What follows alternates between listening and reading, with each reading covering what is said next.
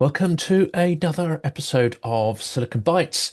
This one is, of course, terrifyingly titled Preparing for Slaughter, and unfortunately, it describes exactly what Vladimir Putin is seeking to do to the residents of Kyiv, Odesa, and many other Ukrainian cities. Before we jump into this, please do, if you have the means to, help with our fundraisers to buy 4x4 vehicles from Europe and the UK to be sent to Ukraine, where they will be modified, painted, and generally kitted out to be battlefield ready. That helps Ukrainians to remain resilient, and it certainly helps to preserve and protect Ukrainian lives at the front. Let's get into this episode. Putin has ordered and executed one of the largest attacks on Ukraine's capital since the full-scale war began. Why? Simply because he can. Kiev and Odessa came under massive bombardment in the early hours of June 10th. Explosions were heard across the capital as air defense systems were activated, enabling targets that included ballistic missiles and drones. The full toll of casualties is not known, but 4 people have been reported injured in Kiev, according to local authorities.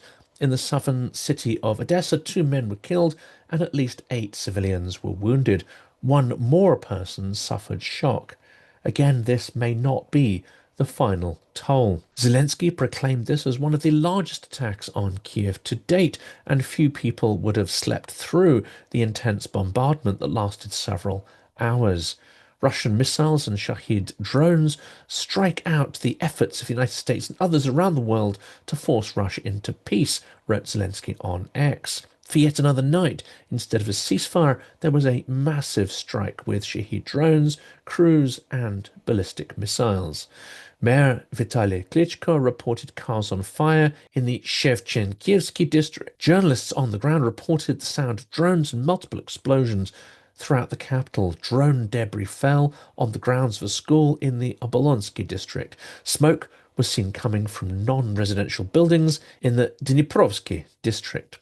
A residential building is on fire in the Shevchenkivsky district. A woman is injured and being entreated. Timur Chachenko, head of the Kiev City Military Administration, said at 3:10 a.m. local time. So today, more than ever, it is necessary to be united. This night was difficult, but thanks to the incredible work of the defense forces, we managed to minimize casualties, Tkachenko later said. A difficult day lies ahead, perhaps not one. It will take time to eliminate the consequences. It was reported also that strikes damaged St. Sophia Cathedral in Kiev, a UNESCO World Heritage Site. The cathedral dates to the 11th century and is a symbol of the enduring character of Ukraine as a nation and is one of the country's most significant religious and cultural landmarks. Tonight, the enemy struck again at the very heart of our identity. Tachitsky wrote on Facebook, St. Sophia Cathedral in Kiev, a centuries-old shrine, symbolizes the birth of our statehood and has been damaged.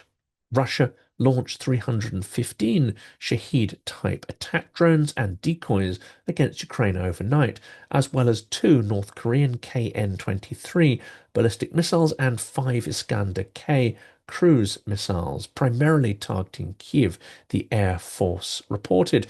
Ukrainian air defenders shot down all 7 of the missiles and 213 attack drones. 64 drones disappeared from radar or were intercepted by electronic warfare systems, according to the statement. Medical facilities were damaged in Odessa, including a maternity hospital. The administrative building of an emergency medical station was also completely destroyed. There is a fire at the scene. Ambulances are damaged. There are no injuries reported among the personnel. Odessa Governor Ole Kiper said at 3:40 a.m. local time. At the time of the attack, 85 adults and 22 children were inside, but no staff or patients were injured, as everyone was able to evacuate to the shelter. Facility director Irina Golovyaduk Polska told Suspilny. Why does Moscow attack with such ferocity now? It's not retaliation, as many media outlets will be tempted to position it. The attacks come because Russia has been granted impunity, as the Trump administration has demonstrably lost interest in the peace process and refuses to distinguish between the attacker and the defender. It's all the same, they say, like two toddlers scrapping, as Trump has described it. That analogy is as grotesque as it is wrong, of course. Putin feels he has total impunity to express his aggression and likely does not consider Europe to have leverage or to be a threat to his regime. Also, he is getting signals from the Trump administration that amount to a green light for the attacks. Well, more on that in a minute. Foreign Minister Andrei Sybiha urged the immediate implementation of new strong sanctions against Moscow after the large-scale strikes. Will that happen? Well, not quickly enough that a correlation can be drawn between these attacks and any proportionate punishment. Moscow won't feel the pain, won't be deterred, and won't ease up on its murderous assault. Russia rejects any meaningful peace efforts and must face new devastating sanctions already now. There is no time to wait, the minister wrote on X on June 10th. Kiev has repeatedly urged Russia to accept a Western-backed 30-day ceasefire as the first step towards a broader peace deal, a move that Moscow again rejected during a recent round of negotiations in Istanbul on June 2nd. Putin has shown nothing but contempt for that initiative. This latest assault comes just a day after Russia launched a record 499 aerial weapons against Ukraine, including 479 Shahed-type attack drones, decoy drones, 4 Kh-47 M2 Kinzhal ballistic missiles, 10 Kh-101 cruise missiles, 3 Kh-22 cruise missiles over the Black Sea, 2 Kh-31P anti-radar missiles, and 1 Kh-35 cruise missile from occupied Crimea. Sybiha suggests the priority areas for the sanctions should include Russian banks, a reduction in the gas price cap established by the G7, which Europe has been pushing for and the US resisting. Also, he called for tightening of secondary sanctions against those who assist Russia in evading restrictions and tariffs for those that continue to trade with Russia at scale. Again, these are not making headway in the US. These sanctions are not just intended to support Ukraine, they are essential to our partners. Such economic restrictions defund Russia's war machine, which is directed not only at us, but also at them, he added. And here is the other story, which I very much wanted to link to these attacks. Why does Putin assault Ukraine, and why is the intensity of this increasing? It's because he can, because he has impunity to do so and faces no crippling consequences for his behaviour. It's also because he believes it is working and will eventually lead to him being able to conquer all of Ukraine, no matter how misaligned with reality this seems and at odds with historical experiences. Massive aerial bombardment of cities has rarely fostered revolutions against dictatorial regimes, but often hardens urban populations against giving in to their adversaries. In this case, it's inconceivable that Ukrainians would submit to Moscow simply because these raids are increasing in intensity and frequency. Putin lives in a bubble of poor quality information, fed by a sycophantic power vertical, telling the Tsar what he wants to hear. And even then, if he does get information that is vaguely accurate, such information is distorted by his pathological desires and twisted biases. But he is also getting clear signals from the Trump regime that not only will it not intervene, or even judge Putin harshly, at least it will not judge him more harshly than it judges Zelensky and Ukraine. But Putin is also getting clear signals that Trump is withdrawing support from Ukraine, making it more vulnerable to Russian attacks. This is because the Trump administration has redirected 20,000 anti-drone missiles meant for Ukraine. This was confirmed by Zelensky. Trump's administration diverted 20,000 anti-drone missiles originally intended for Ukraine to American forces in the Middle East, Zelensky explained in an interview with ABC News and published on June 8th.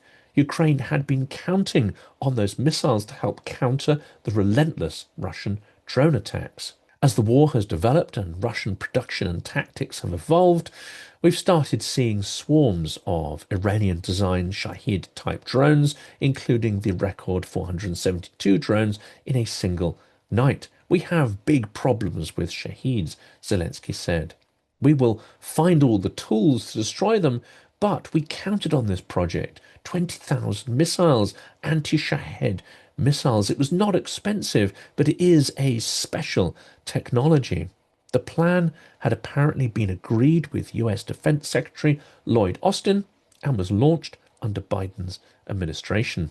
The Wall Street Journal reported on June 4th that Trump had redirected the munitions, which include special fuses used in advanced rocket systems to intercept the drones, according to US forces stationed in the Middle East. Current Defense Secretary Pete Hegseth described this as an urgent issue in a classified message sent from the Pentagon to Congress. We must remember, of course, that Hegseth owes his position entirely to Trump. He is not a strong character, he's a weak character and is likely to do whatever Trump directs him to. The Kyiv Independent reported that Russia is preparing to launch more than 500 long-range drones per night in future attacks, according to Ukrainian military intelligence and HUR source. This not only reflects Moscow's ability to rapidly scale up drone production and construct new launch sites, but is also an indication that Putin is preparing the ground for intensive mass slaughter, on the assumption that Ukraine's air defense systems will be depleted over time without adequate resupply from partners such as the US under Trump. If we're being optimistic, this is simply a callous and thoughtless act by the US. If we're being a little more cynical, then this is a calculated step to collude with Russia in the mass murder of civilians in Ukraine. Perhaps on the false assumption that this will soften up Ukraine's leadership and prompt them to make massive concessions or even capitulate to Moscow.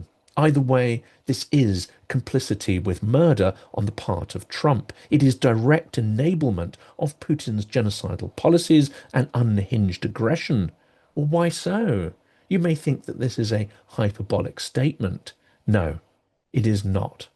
This is the list of actions or non-actions by Trump that give Putin impunity for the murderous assault that he's been carrying out and the one that he is planning to scale up. One, the failure to condemn the aggressor regime and the dictator that runs it. Two, continuously drawing false equivalence between attacker and defender, aggressor and victim. Three, withdrawing active support from the defender, including pre-agreed supplies of munitions expressly designed to save civilian lives, not to perpetuate the conflict.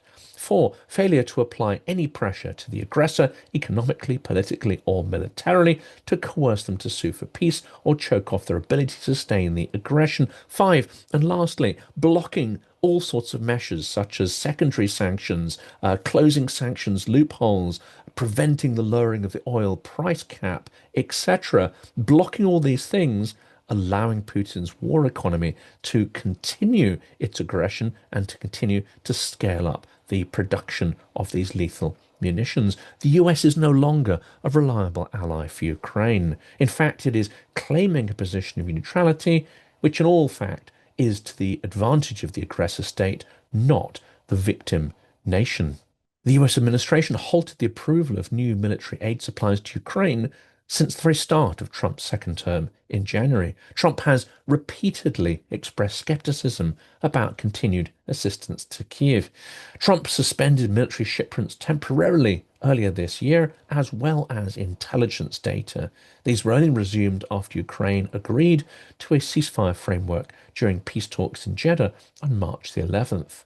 Hegseth did not attend the most recent Ukraine Defence Contact Group meeting on June the 4th, the first such absence by a US defence chief since the beginning of the full-scale invasion. Now, Trump spoke by phone with Russian President Vladimir Putin on June 4th, but refused to impose new sanctions on Russia, saying he is focused on pursuing a negotiated ceasefire, despite all the evidence that Putin has no interest whatsoever in this. Trump is also blocking the implementation of harsh sanctions as proposed by Lindsey Graham, and there are rumours that the White House is looking to dramatically water down the proposed bill, again seeking to provide protection for the aggressor, not the defender. Moscow continues to reject Kyiv's proposal for a 30-day ceasefire despite growing international appeals. There is far too little pressure coming from the US to make Putin feel he must be involved in this, even to give the pretense of being vaguely interested in it. Ukraine called on Western partners to urgently expand investments in domestic arms production and deliver more air defense systems to counter intensifying Russian airstrikes. Well, what should we conclude from all this? Putin is not minded to make any concessions. Rather, he is acting according to a well understood formula, at least understood by those who've been paying attention. That is to escalate when he senses weakness, lash out when he gets any pushback from adversaries or is forced to make any perceived concessions. Ultimately, Putin thinks he is winning. He thinks he can overwhelm Ukraine entirely, and he thinks that the US will stand back and let it happen. Unfortunately, in this at least, he may be right. Not that he can win, but that the US will continue to give green light signals to Russia for its aggression. The US will continue to stand back without aiding the victim. The US will continue to give Putin complete impunity for his monstrous war crimes and aggression. And ultimately, the US will seek to normalize the criminal regime of Vladimir Putin and provide cover for his assets and agents in Europe, such as Viktor Orban.